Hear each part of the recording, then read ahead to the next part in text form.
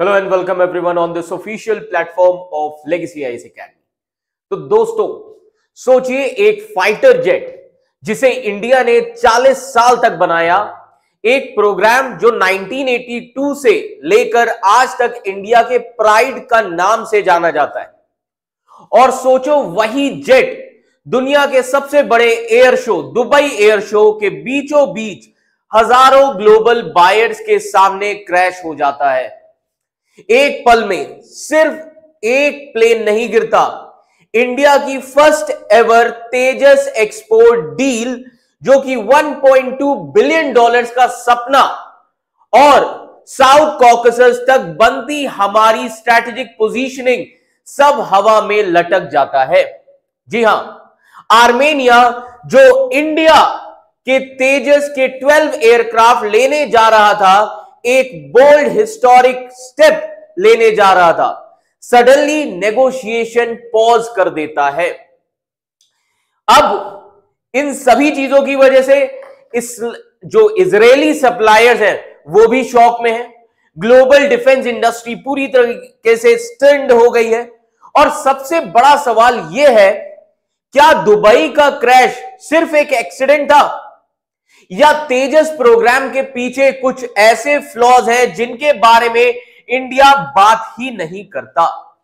तो आज इस वीडियो में हम आपको सिर्फ न्यूज नहीं बताएंगे, हम डिकोड करेंगे पूरी स्टोरी, है ना। हम डिकोड करेंगे यहां की जियोपॉलिटिक्स और ये भी क्या समझिए इस चीज को भी कि क्या तेजस की इंटरनेशनल रेप्यूटेशन अब बचेगी या ये क्रैश इंडिया के एविएशन ड्रीम का सबसे बड़ा सेटबैक बन जाएगा, है ना।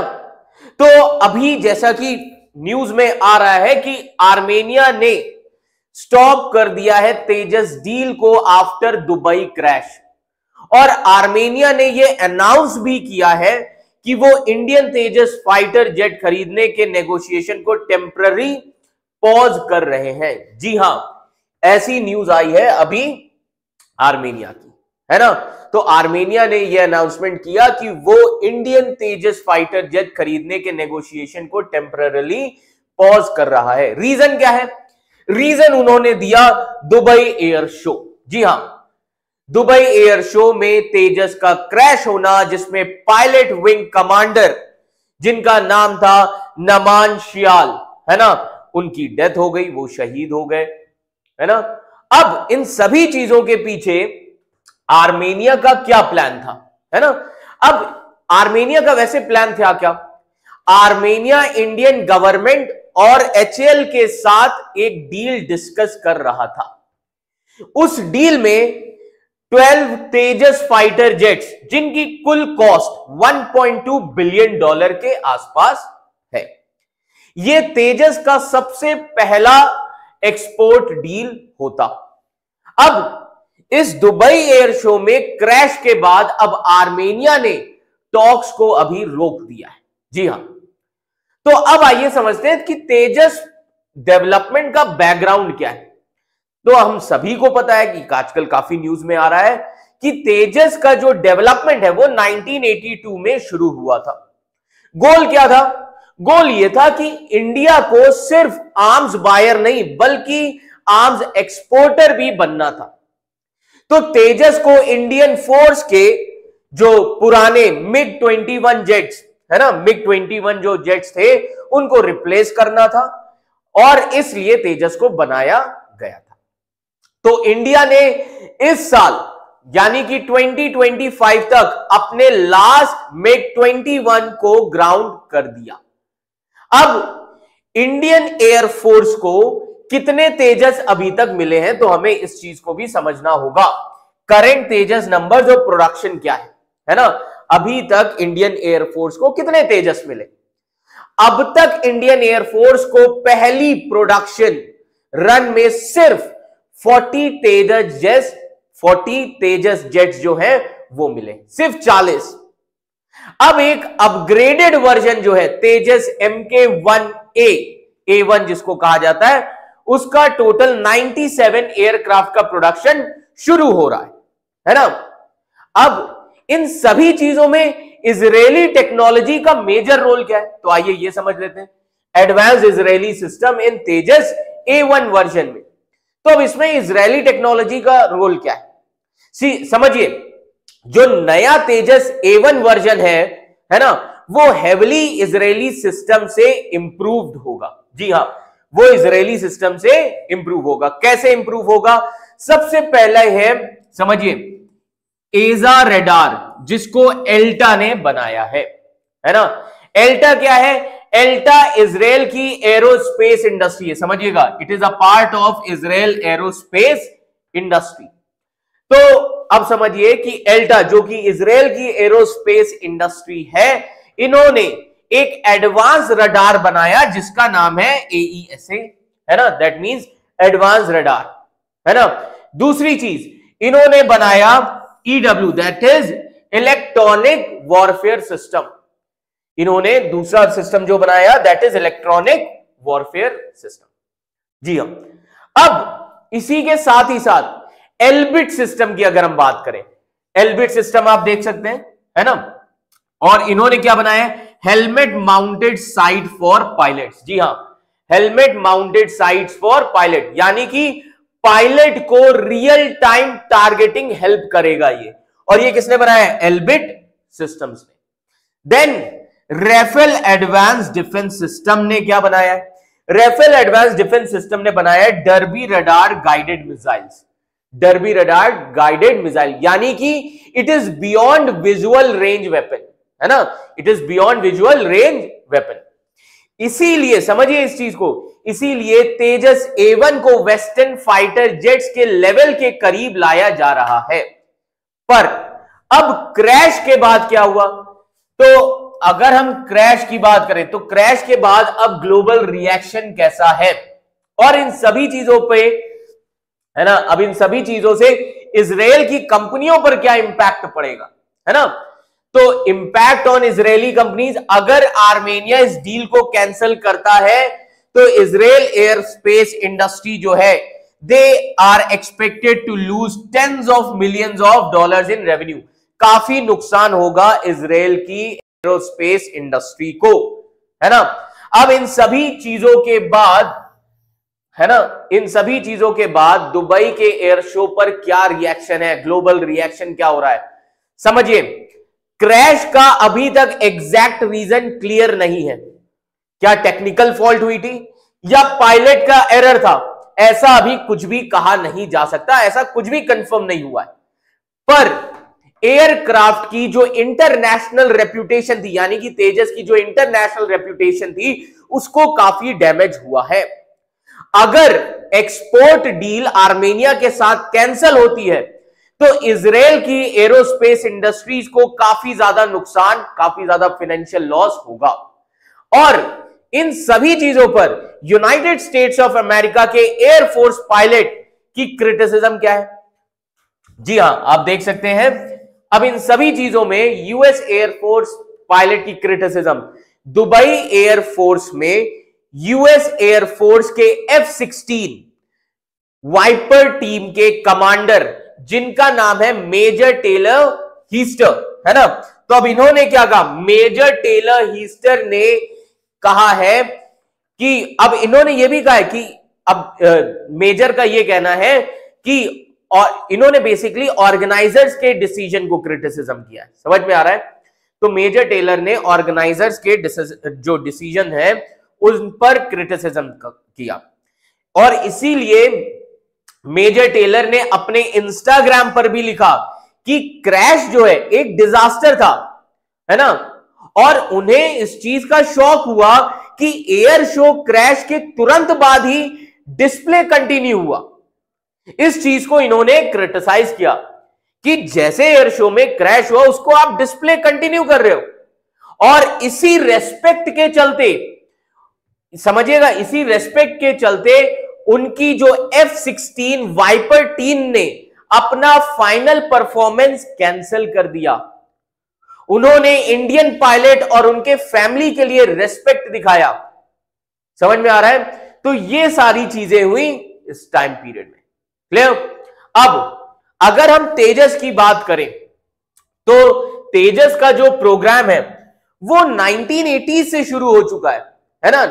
तेजस का जो लो कॉम्बैट एयरक्राफ्ट का प्रोग्राम है वो एक्चुअली 1980 से शुरू हो चुका है, पर 40 साल से ज्यादा बीत गए हैं और अभी तक एक्सपेक्टेड लेवल का जो सक्सेस स्टोरी तेजस का होना चाहिए वो नहीं बन पाया।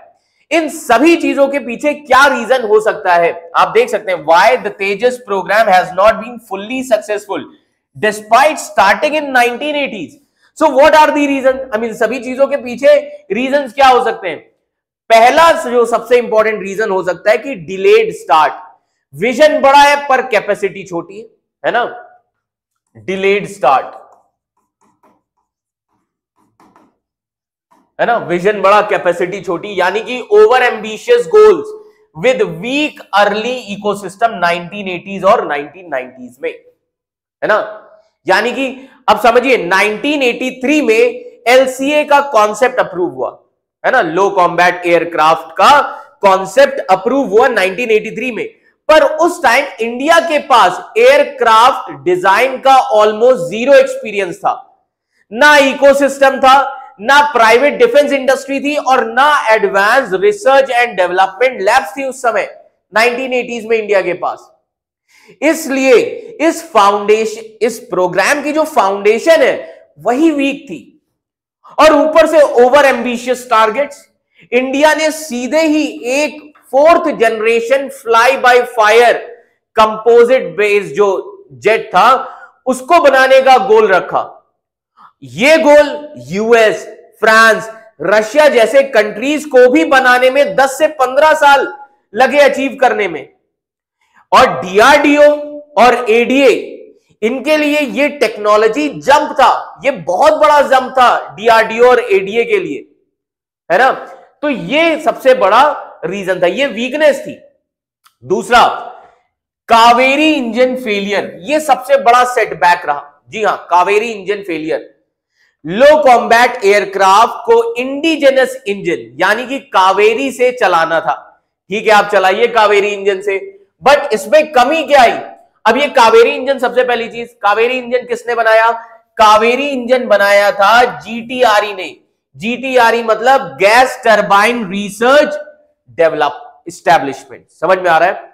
गैस टरबाइन रिसर्च एस्टैब्लिशमेंट ने कावेरी इंजन बनाया और 1980s के दौर में वो तेजस को किससे चलाना चाहते थे, कावेरी इंजन से, बट ये नहीं हो सका। क्यों नहीं हो सका, क्योंकि कावेरी रिक्वायर्ड थ्रस्ट नहीं दे पाया।